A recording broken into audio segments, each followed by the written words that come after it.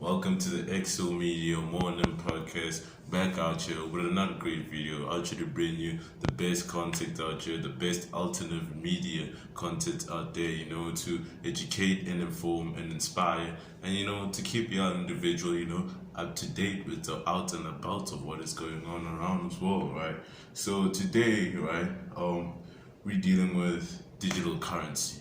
So this whole Bitcoin thing been going crazy for these past few days, especially the past few weeks. Ever since the 2020 pandemic hit, Bitcoin been going crazy. The economic crisis has been going crazy throughout the world, and people been wondering where's the future of the economy headed. I'm out here to keep y'all informed about the ins and out, right? So digital currency, what is it? Digital currency, which is digital money, electronic money, or an electronic currency, is a balance or a record stored in a distributed database on the internet, in an electronic computer database, within digital files or within a stored value card.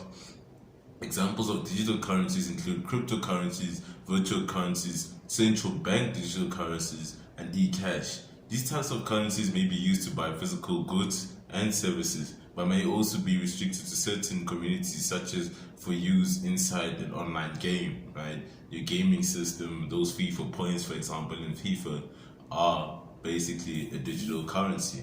One type of digital currency is often traded for another digital currency using arbitrage strategies and techniques. Digital money can either be centralized, where there is a central point of control over the money or supply, central bank currencies, or decentralized, such as Bitcoin, where the control over the money supply can come from various sources, such as Bitcoin mining that is known, right? Before the US government shut it down in 2008, e-gold has been referenced to as digital currency both by US officials and academia. In 1997, Coca-Cola offered buying from vending machines using mobile payments. PayPal launched its USD-denominated service in 1998. In 2009, Bitcoin was launched, which marked the start of the decentralized blockchain-based digital currencies with no central server and no tangible assets held in reserve. Also known as cryptocurrencies, blockchain-based digital currencies proved resistant to attempts by government to regulate them because there was no real organization. There was no central organization or person with the power to turn them off, since they're decentralized and could not be controlled. The world and many countries are chasing a cashless society. Most of the traditional money supply is bank money held on computers. They are considered digital currencies in some cases. One can argue that our increasingly cashless society means that all currencies are becoming digital currencies, but they're not presented to us as such. Many existing digital currencies have not yet seen widespread usage and may not be easily used or exchanged. Banks generally do not accept or offer services for them. There are concerns that cryptocurrencies are extremely risky due to a very highly volatile and potential for pump and dump schemes. Regulators in several countries have warned against their use, and some have taken concrete regulatory measures to dissuade users. The non-cryptocurrencies are all centralized. As such, they may be shut down or seized by a government at any time. The more anonymous a currency is, the more attractive it is to criminals, regardless of the intentions of its creators. Bitcoin is also being criticized for its energy inefficient SHA-256-based proof of work. Earlier in 2020, the Chinese central bank rolled out a pilot testing for its homegrown digital currency involving transferring salaries to government workers and tying up with designated merchants to facilitate transactions using the yuan. The end goal is to have full-fledged functionality by the time the 2022 Olympics take place. Bitcoin hype that has been going on for the past weeks is basically related to the 2020 pandemic, right? And the reason why this has happened is because of the central bank note printing system, where money is lended to commercial banks, right? Now, if you don't know how the economy works and how the economic system works, I'm going to explain to you how it works, right? So, where all our money comes from, right? Where all the money is loaned and debited from, right, is the central bank, aka the Federal Reserve, aka whatever reserve bank that you guys have in your own country. So what that reserve bank does, right, is that they've got many assets within them, right? And then what they do is that when a government needs loan, a government is a separate system for a reserve bank. Whereas there are some countries where the government and the reserve system become one thing. In most capitalist societies, or I don't know what type of societies I can call the countries we're in, but I know most first world countries like the US, Britain, the EU as well, and my hometown right now, my home place, South Africa, we use a reserve system where the government, if they need money, they need to go to the reserve system, take a loan from that, and then they issue assets to the central bank in the form of money, which is basically a loan. So what happens is that the central bank, right, it gives out the money to the government, right, and then it's in the form of a loan because the government will still have to pay back this money, right? So as it gives out this money to the government, what some banks do, some private banks do, and some governments do is note printing after that. So they print notes, and that usually inflates the note itself, because the more the note is, the more of the notes that exist, the less worth it becomes, right? That has been one of the pushes.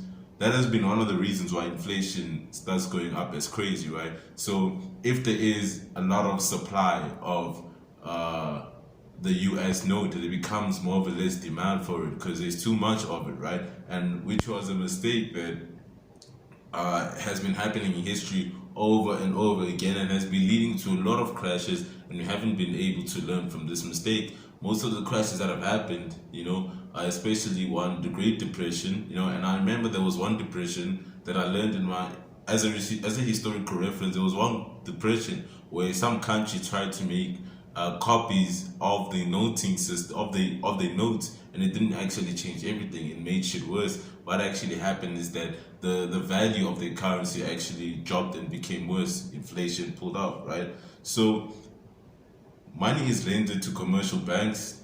Most call it fake money, as it is money, as it is been losing value and creating a lot of inflation, as I explained.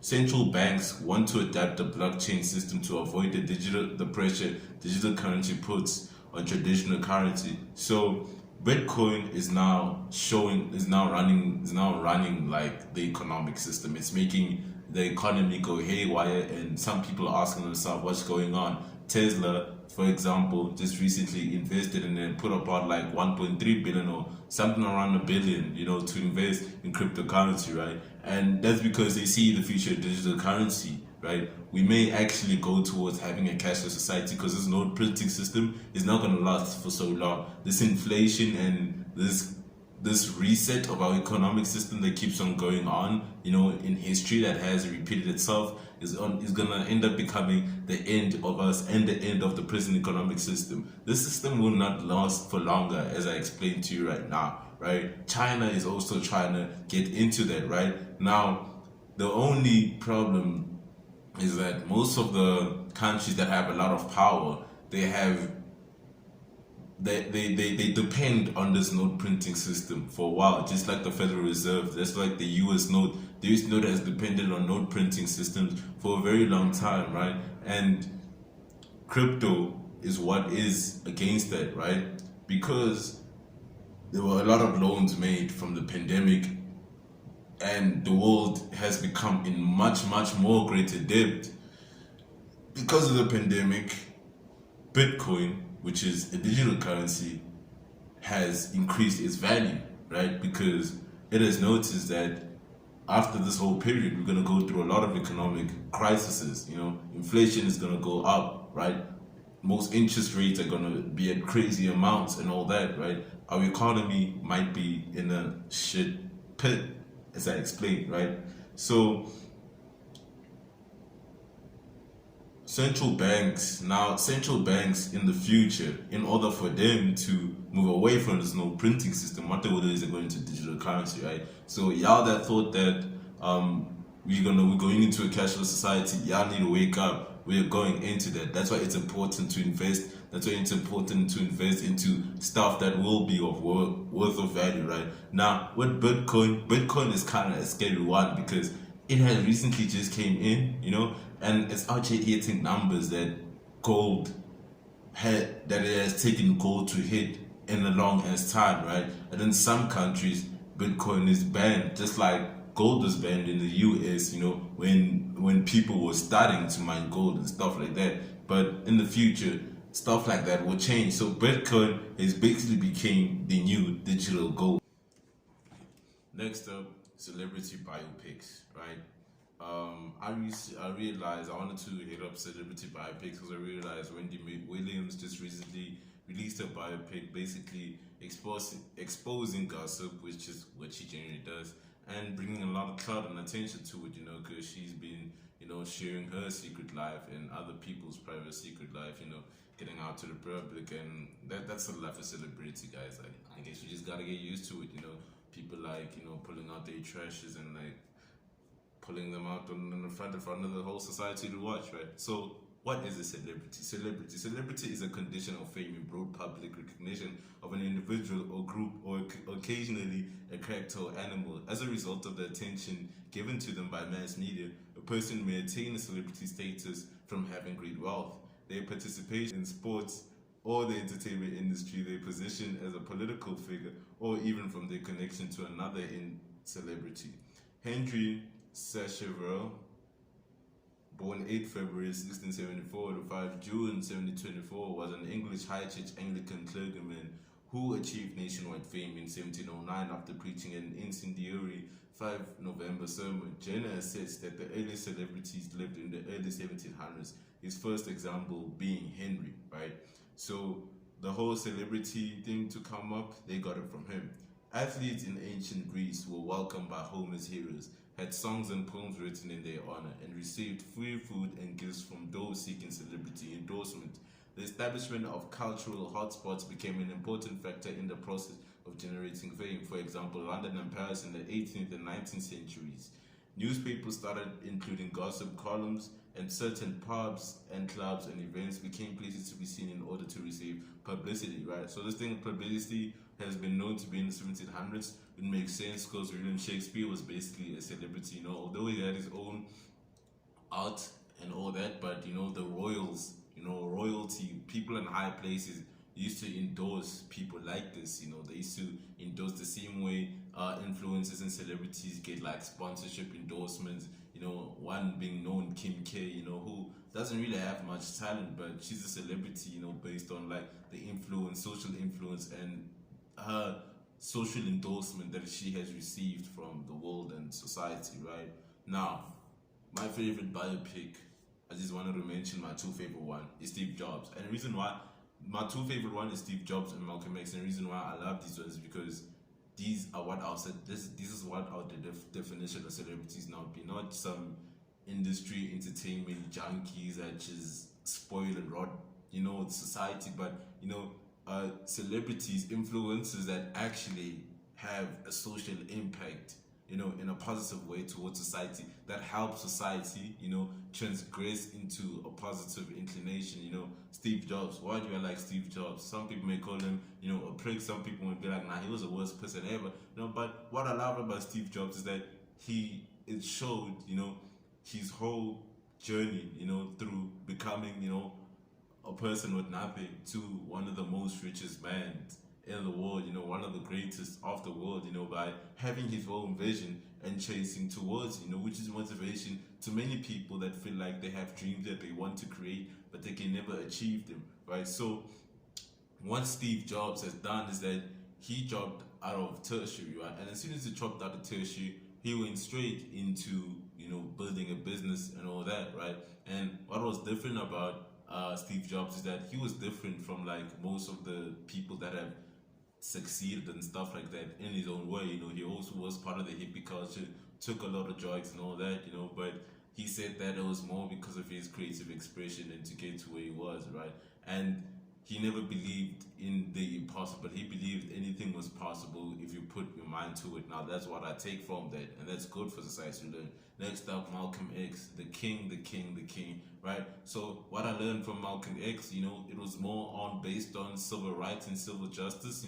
Now y'all social justice warriors that we have today, Black Lives Matter, and many of these Antifa, all of these other ones, y'all are misdirected, right? And in order for y'all to go back to what actually black consciousness is about, y'all need to go pick this man up, right? So Malcolm X, I related more on his black conscious movement, black power movement, and I actually got to understand how racism worked and how the system, was meant to oppress black people, and how it's kind of still having an impact on us, but it is within our reaches as a society to turn the tables, instead of relying, on some fake up ideology or some fake ass movement, to try to do shit for us. Because if it's not us that takes the initiative, who will do it for us, right? Now, lockdowns. Now, we still in lockdowns, and damn, this is like a very heated topic, I might just get striked or something for this, but let's get to it.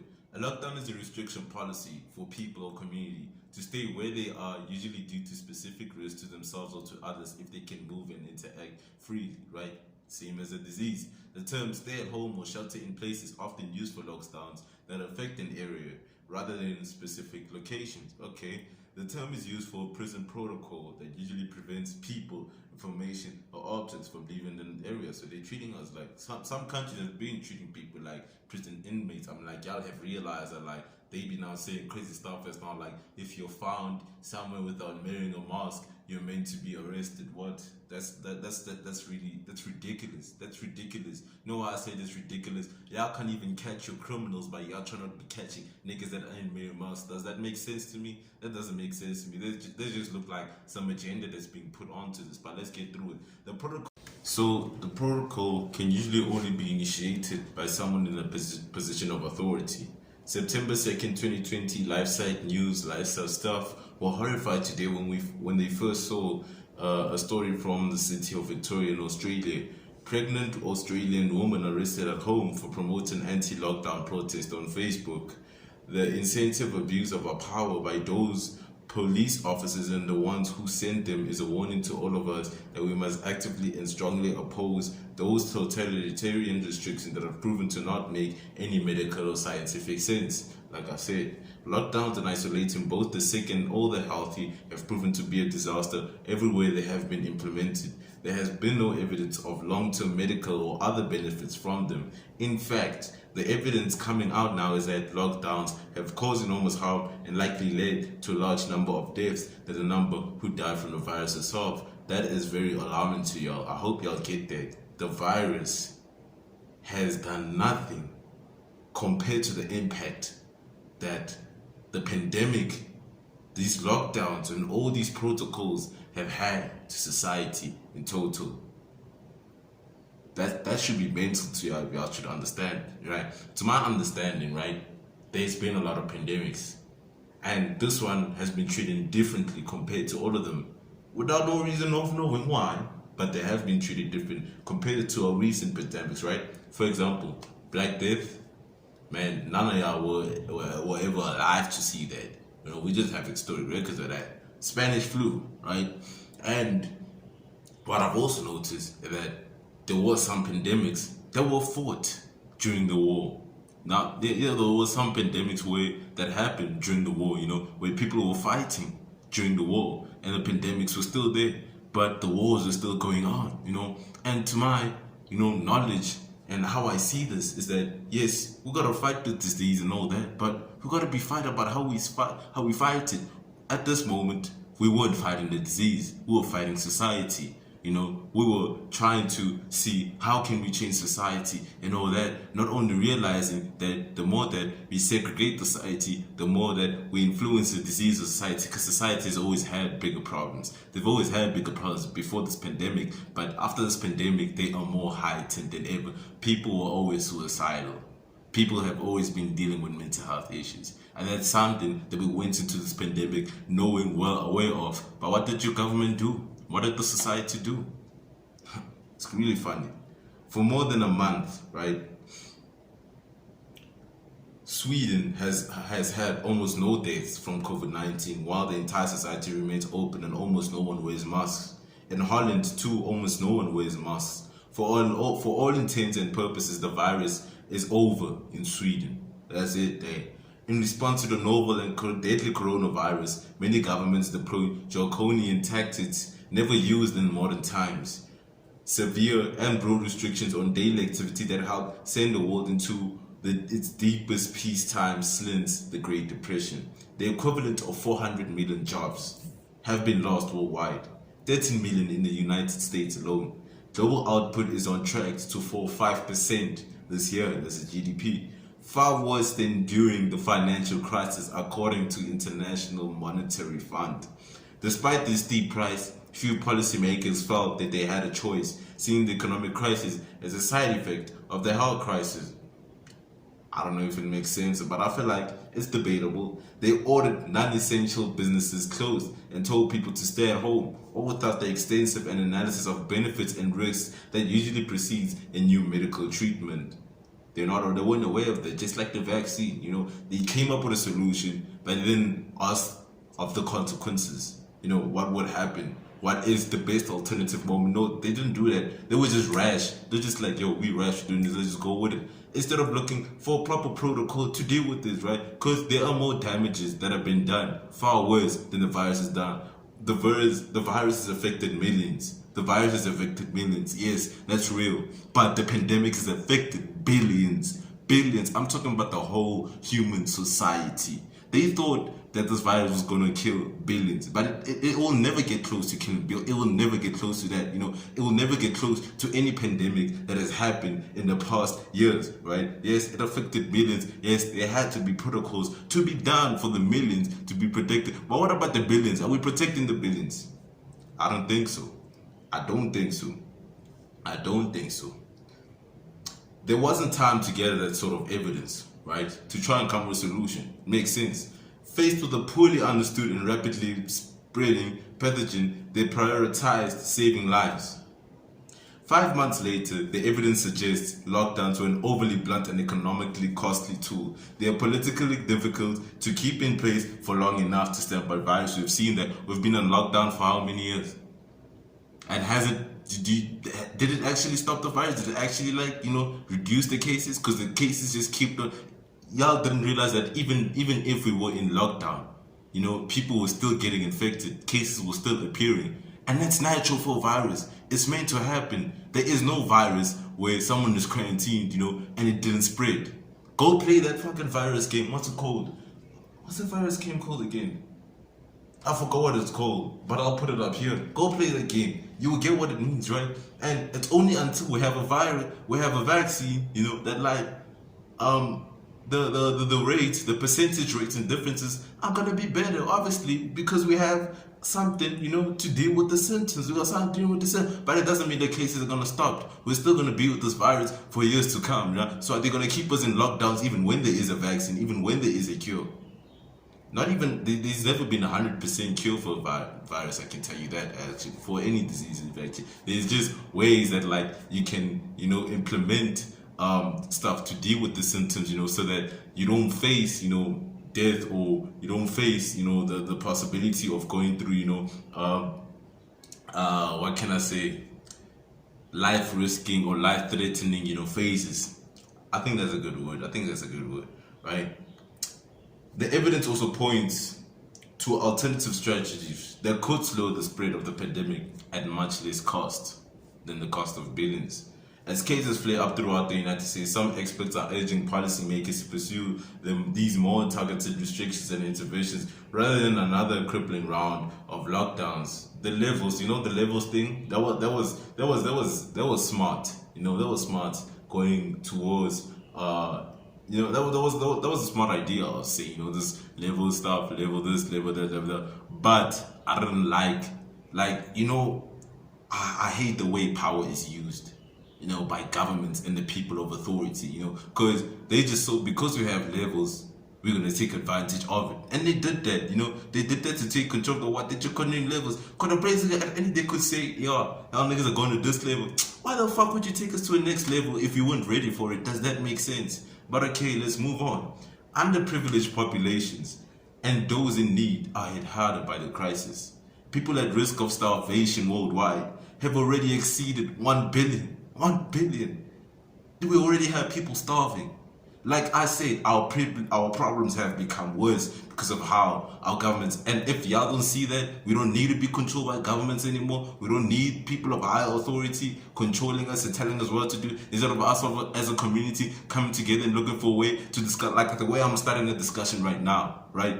This could be done much easier in this way if we all came together, community, and look for solutions, not appointing some chief or whoever, to decide solely by himself, without little knowledge, without as much knowledge even, without doing as much research, like depending on other people instead of depending on the community itself and trying to connect with community and find the right answers. He thought he had the answers himself, but nah, Sway, you ain't get all the answers, Sway. You ain't got all the answers, Sway. You ain't got them.